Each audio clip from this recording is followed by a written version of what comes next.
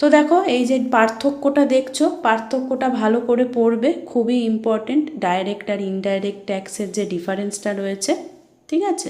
তো দেখো, কোনো ব্যক্তির ওপর সরাসরিভাবে যে কর ধার্য করা হয় তাকে প্রত্যক্ষ কর বলে, আর কোনো ব্যক্তির ওপর সরাসরিভাবে যখন কর ধার্য করা হয় না তাকে পরোক্ষ কর বলে। এক্ষেত্রে যে ব্যক্তির ওপর কর ধার্য করা হয় তাকেই করের ভার বহন করতে হয়, খুব ইম্পর্টেন্ট কিন্তু, ঠিক আছে। প্রত্যক্ষ কর দেখো মানে ডাইরেক্ট ট্যাক্স, যেরকম এক্সাম্পলটা মনে রাখবে ইনকাম ট্যাক্স, যে ব্যক্তির উপর কর ধার্য করা হয় তাকেই করের ভার বহন করতে হয়, অর্থাৎ করের ভার বহনকারী ও করদাতা একই ব্যক্তি। কিন্তু যেটা পরোক্ষ কর সেটাতে দেখো কি বলেছে, এক্ষেত্রে করের ভার বহনকারী ও করদাতা একই ব্যক্তি নন। আর পক্ষের উপস্থিতি দেখো কি বলেছে, প্রত্যক্ষ করের ক্ষেত্রে দুটি পক্ষ থাকে, কর গ্রহণকারী অর্থাৎ সরকার এবং করদাতা মানে যে করটা দিচ্ছে। এক্ষেত্রে কর প্রদানকারী সরকারকে সরাসরি কর দেয়। আর পরোক্ষ করের ক্ষেত্রে সরকার ও করদাতার মাঝখানে তৃতীয় পক্ষ থাকে। এক্ষেত্রে চূড়ান্ত উপভোক্তা বা ক্রেতা বিক্রেতার মাধ্যমে সরকারকে কর প্রদান করে। এবার দেখো প্রত্যক্ষ করে কি বলেছে, কোনো ব্যক্তির আয়, সম্পদ, মুনাফা ইত্যাদি হলো প্রত্যক্ষ করের ভিত্তি। আর পরোক্ষ করে কি বলেছে না, দেখো পণ্য ও পরিষেবার উৎপাদন মানে কোনো কিছু প্রোডাকশান করা হচ্ছে বা সার্ভিস দেওয়া হচ্ছে, কোনো কিছু কেনা বেচা হচ্ছে, আমদানি রপ্তানি, ইম্পোর্ট এক্সপোর্ট, এগুলোর উপর পরোক্ষ করের ভিত্তি।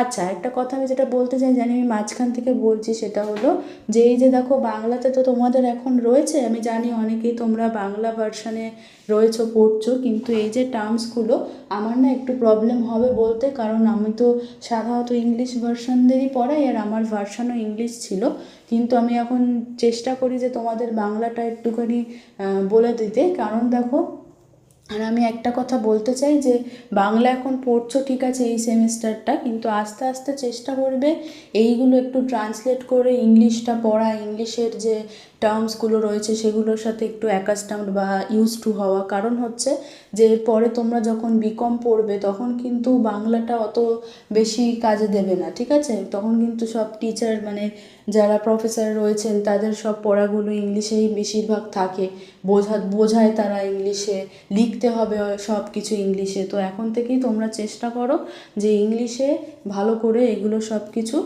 মানে বোঝার করার, ঠিক আছে, অন্তত টার্মসগুলো, ঠিক আছে। এবার দেখো কি বলেছে, প্রত্যক্ষ করের আদায়জনিত ব্যয় তুলনামূলকভাবে কম, আর পরোক্ষ করের পরিধি ব্যাপক, বেশি সংখ্যক অফিস খুলতে ও কর্মচারী নিযুক্ত করতে হয়, এর ফলে কর আদায়ের ব্যয় বৃদ্ধি পায়, ঠিক আছে। তো এবার দেখো কি বলেছে, কর পরিকল্পনা, কোনো ব্যক্তি সঠিকভাবে করের পরিকল্পনা করলে করের বোঝা কিছুটা হলেও কমে, যেটাকে বলা হয় ট্যাক্স প্ল্যানিং, অনেকেই করে থাকে। যে ধরো যাদের ট্যাক্স আছে অনেক, তো কিছু ট্যাক্স কমানোর জন্য তারা কিছু প্ল্যানিং করে যাতে কিনা ট্যাক্সটা কম দেখানো যেতে পারে। অবশ্যই ট্যাক্স প্ল্যানিংটা কিন্তু মানে এমনভাবে করা হয় যে যাতে মানে সত্যিকারের সেভ করা যাবে এমনভাবে করা হয়। আচ্ছা, পরোক্ষতে কী রয়েছে দেখো, এক্ষেত্রে করের পরিকল্পনার প্রয়োজন নেই, এখানে তো কোনো কমানোর ক্ষেত্র নেই, ওই যে মানে কমানোর কোনো কিছু ব্যাপার নেই, জিএসটিতে যেটা রয়েছে বিলে সেটাই দিতে হবে। প্রত্যক্ষ করের ক্ষেত্রে কর ফাঁকি দেওয়ার প্রবণতা বেশি, একটা রয়েছে ট্যাক্স ইভেশন বলে, এটাও তোমরা পরে পড়বে, যেটাতে কি হয় না অনেকে লুকিয়ে চুপিয়ে অনেক ট্যাক্স কম যাতে দিতে হয় এইসব করে, কিন্তু সেটা কিন্তু একটা পাপ, মানে পাপ বলতে আইনত একটা মানে এটা ক্রাইম কিন্তু, ঠিক আছে। যদি ধরা পড়ে তাদেরকে কিন্তু তখন সেটা ফাইন দিতে হবে। আর পরোক্ষতে দেখো কি বলেছে, পণ্য ও পরিষেবা গ্রহণ করলেই কর প্রদান করতে হবে, অর্থাৎ কর ফাঁকি দেওয়ার সুযোগ অনেক কম। অর্থনীতির উপর প্রভাব, প্রত্যক্ষ কর দেশের অর্থনীতির ওপর প্রভাব বিস্তারকারী একটি উপাদান ঠিকই, তবে মুদ্রাস্ফীতি ও মুদ্রা সংকোচনের সময় এর প্রভাব কিছুটা কম। আর পরোক্ষ কর দেখো কি বলেছে, ধার্যের ফলে পণ্য ও পরিষেবার মূল্য বৃদ্ধি পায়, এর ফলে মুদ্রাস্ফীতি দেখা যায়, ঠিক আছে। তো এবার দেখো আমাদের যে এই যে বলেছে আয়কর একটি মাত্র কর কতকগুলি করের সমষ্টি নয়। ঠিক আছে, দেখো income tax is one tax and not the aggregation of taxes. তো দেখো কি বলেছে যে এই যে আয়কর আইনের ধারা 14 অনুযায়ী বিভিন্ন উৎস থেকে অর্জিত আয়গুলিকে মোট 5টি আয়ের খাতে বিভক্ত করে প্রতিটি খাতের আয় সুনির্দিষ্ট ভাগে এই যে অনুযায়ী নির্ধারণ করতে হয়। খুব ইম্পর্টেন্ট 5টা পৃথক পৃথক আয়ের খাতগুলো দেখো কি কি রয়েছে। নাম্বার 1 হচ্ছে ইনকাম ফ্রম স্যালারিজ মানে বেতন থেকে আয়। 2 হচ্ছে ইনকাম ফ্রম হাউস প্রপার্টি অর্থাৎ গৃহ সম্পত্তি থেকে আয়। 3rd হচ্ছে profit and gains from business আর প্রফেশন, যেটাকে শর্টে বলা হয় পিজিবিপি মানে কারবার বা পেশা থেকে মুনাফা ও লাভ। আর নাম্বার 4 হচ্ছে ক্যাপিটাল গেইনস মানে মূলধনী লাভ। আর 5 হচ্ছে ইনকাম ফ্রম আদার সোর্সেস অন্যান্য উৎস থেকে আয়। তাহলে এই 5টা যে হেডস অফ ইনকামটা খুব ভালো করে কিন্তু পড়বে। আবার দেখো বলেছে আইনের 6A পরিচ্ছেদ মানে চ্যাপ্টার 6-এ বেশ কিছু অনুমোদিত ছাড়ের কথা উল্লেখ করা হয়েছে। ধারা 80C থেকে 80U পর্যন্ত বিভিন্ন ছাড়গুলোকে আমরা ডিডাকশনস বলি।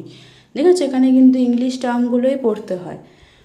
সমগ্র মোট আয় গ্রস টোটাল ইনকাম থেকে খুব ইম্পর্টেন্ট যে আমরা যে গ্রস টোটাল ইনকাম কিভাবে করা হয় বলো তো, এই যে 5টা যে হেড অফ ইনকাম পড়লাম, ঠিক আছে, ইনকাম ফ্রম স্যালারি, পিজিভিপি, এই 5টা যে পড়েছি টোটাল করলে আমাদের আসবে গ্রস টোটাল ইনকাম। সেখান থেকে ডিডাকশনস বাদ দিয়ে আমাদের আসে টোটাল ইনকাম।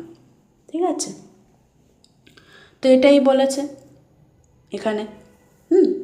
তো এটা ভালো করে একটু খেয়াল রেখো। আচ্ছা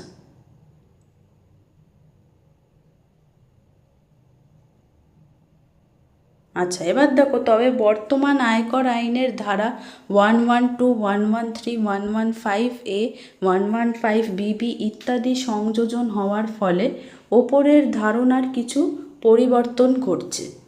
এই ধারাগুলি কয়েকটি বিশেষ আয়ের ওপর বিশেষ কর হার মানে স্পেশাল ট্যাক্স রেট অনুমোদন করেছে।